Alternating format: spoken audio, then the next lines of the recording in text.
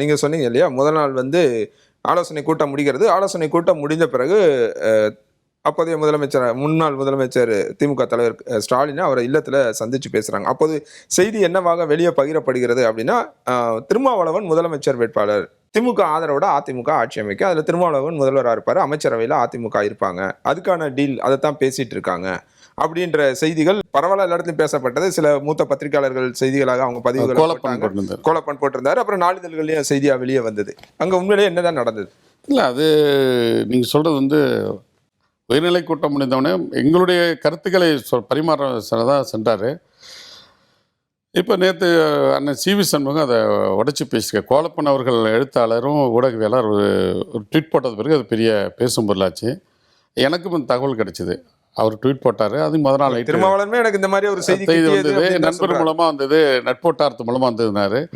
அது அந்த மாற்றத்தை வந்து அறிவிக்கணுங்கிற மனநிலை வந்ததே தளபதி ஸ்டாலினுக்கும் நாங்கள் வந்து நன்றி சொல்லணும். உண்மையிலுமே அந்த மாற்றம் வந்து இல்ல. நான் என்ன கேள்வி, திருமாவளவன்ட்ட இதை டிஸ்கஸ் பண்ணாம அவர்கிட்ட பேசாம இந்த முடிவு அவங்க முடிவு எடுத்திருப்பாங்க. அப்படி ஒரு பொது வேட்பாளர் நிறுத்துவோம், ஒரு விஜய் வரக்கூடாது, ஒரு பொது வேட்பாளர். எங்கள் தலைவர் லேட்டாக தான் தெரிஞ்சிருக்கு.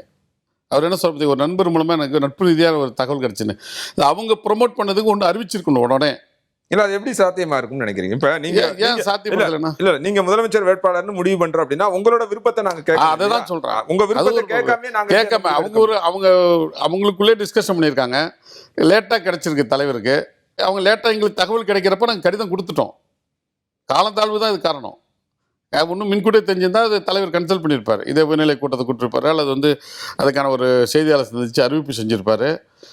இல்லைன்னா நாங்கள் வந்து ஆதரவு தெரிவிச்சன்னைக்கு விஜய் எங்களை சந்திக்க வரப்போ ஏன் தவிர்த்தார் தலைவர்? இல்லை, இது இப்போ என்ன நீங்க நீங்க குறிப்பிட்டதான் சி.வி. சண்முகம் செய்தியாளரை சந்திச்சாரு வச்சான்னு பேசும்போது அந்த முடிவுக்காக இவர் காத்திருந்தார் அப்படின்றது, அதனாலதான் அந்த தாமதம். இல்ல, தாமதத்திற்கு வந்து வன்னியரசு அவர்கள் மதுரையிலிருந்து வர்றதுக்கும் காட்டுமன்னாவிலிருந்து ஜோதிமணி அவர்கள் வர்றதுக்கும் கடித அடிப்படைக்கு தான் காரணம். பட் அவர்கள் எடுத்த முடிவுங்கிறது இப்போ ஊடகத்தில் 2 நாளாக தான் அது போயிட்டு இருக்கு. அதை எனக்கும் தகவல் கிடைச்சது. எங்கள் பொதுச் செயலாளர் ஒரு ட்வீட் போட்டிருந்தாரு, நாளை பொழுது நல்லபடியாக திருமா காலம், இது திருமா காலம் அப்படின்னு நல்ல சிந்தனை செல்வன் போட்ட. நீங்க கூட ஒரு இது போட்டிருந்தீங்க, நான் வந்து கவுண்ட் டவுன் ஸ்டார்ட்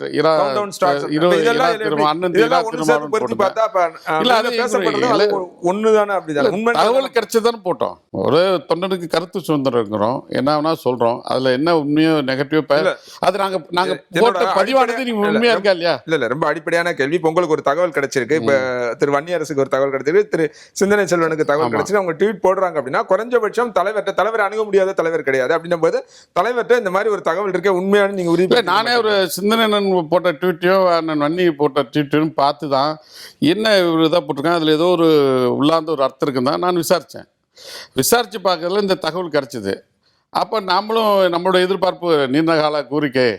நான் 25 வருஷமாக இன்னைக்கு சொல்கிறேன், எந்த இடத்துலையும் சொன்னதில்லை.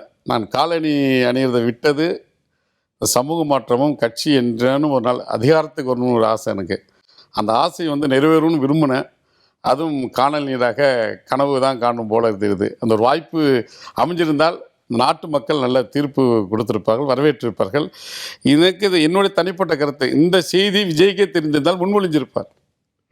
என்னோட தனிப்பட்ட விஜய்க்கு தெரியாதுன்னு நினைக்கிறீங்க? அவரோட நாலேஜுக்கு வந்திருக்கா நான் நினைக்கிறேன். நாலேஜுக்கு ஒருவேளை அவருடைய பார்வைக்கு போயிருந்தா அவர் இந்த ஆதரவு கேட்கறத நிறுத்திருக்கலும் வாய்ப்பு இருக்கு. அவர் ஒரு அண்ணன் தானே வரட்டும், அண்ணன் நம்ம எதிர்கட்சியா இருப்போம், அண்ணனுடைய ஆட்சியில் கூட நம்ம பங்கெடுப்போம், அது எதிர்கட்சியாக இருந்து அது ஒரு அனுபவமாகவும் இந்த ஆண்டு காலம் எடுத்துக்கலாம். அல்லது இந்த ஆட்சி இருக்கும் வரை நம்ம ஒரு முதல் தலைமுறை, நாங்கள் அரசியல் சொல்கிற மாதிரி அவர் முதல் முறையாக சட்டமன்ற சபைக்கு வராரு. அது உண்மையிலுமே அவர் தெரிஞ்சால் கூட அது பரிசீலனை பண்ணியிருப்பான்னு என்னுடைய கருத்து, எங்கள் பார்ட்டியோட கருத்தில் என்னுடைய கருத்து. நான் நினைக்கிறேன் அப்படி எவ்வளவு ஆரோக்கியமான அரசியலாக தமிழகத்தில் இருக்கு. இல்லை தப்பு இல்லையே. இப்போ இந்த சி.வி. சண்முகம் அண்ணன் சி.வி. சண்முகம் சொன்னதுக்கு ஏன் மறுப்புன்னு எடப்பாடியை சொல்லலை? அவர் அக்ரிக்கு கிருஷ்ணமூர்த்தி சொல்லிருக்காரு தவிர ஓப்பன் பண்ணுமா இல்லையா? சி.வி. சண்முகம் செய்தியாளர் சந்திப்பு அவர் வந்து சத்தியம் பண்றாருல நடந்ததெல்லாம்.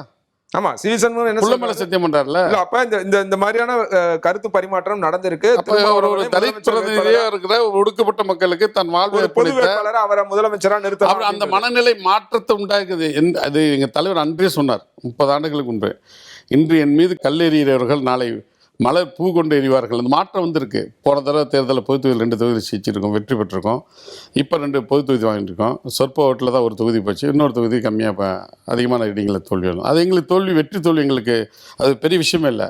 ஆனால் மக்களோட என்று இருக்கிறாங்க தலைவர், மக்களுக்காக போராடி கொண்டு இருக்க தலைவர். ஆனால் நான் எங்களுடைய ஒட்டுமொத்த தமிழ் மக்களுடைய ஒடுக்கப்பட்ட மக்கள் மட்டும் இல்லை, உலகளவில் இருக்க தமிழர்கள் எதிர்பார்த்த அந்த கனவானது ஒரு காணல் நீராகவும் போயிடுச்சு, செவிவெளி தகவலாக மறைஞ்சு போயிடுச்சு. இல்ல, இப்ப எங்க- சிவி சண்முகம் இப்போ அதை எடுத்து வெளியில் விட வந்தால் விஷயம் வெளில வர வந்தால் இப்போ எடப்பாடியார் தான் தடைங்கிறாரு. ஆனால் எடப்பாடியார் வந்து தரப்புலேருந்து இல்ல உங்க அக்ரி புரிதல்ல இருந்து நான் கிருஷ்ணமூர்த்தி கேட்க வந்து நினைக்கிறேன். சொல்றாரு, இல்ல நாங்க ஒத்துக்கிட்டோம், அவங்க தான் ஒத்துக்கலன்னு சொல்லி சொல்றாங்க.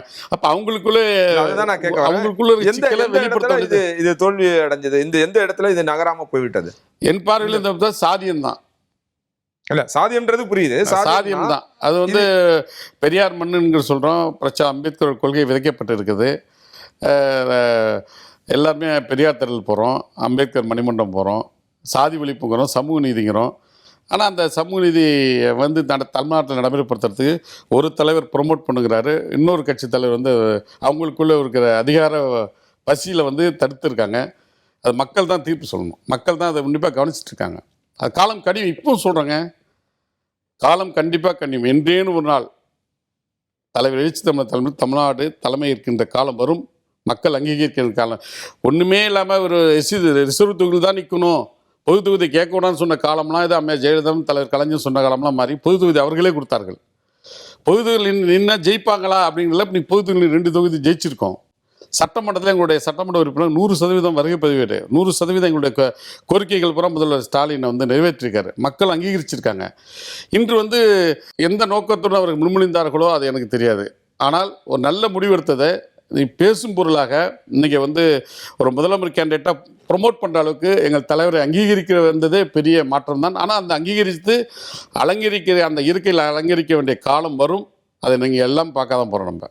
அதுவும் நம்ம பொறுத்திருப்போம். ஒன்றும் அதை எங்களுக்கு ஒன்றும் இது எங்க பதவி பசிலாம் இல்லை, எங்களுக்கு மக்களுடைய பசியை தீர்க்கிறது தான் எங்களுடைய கடமை.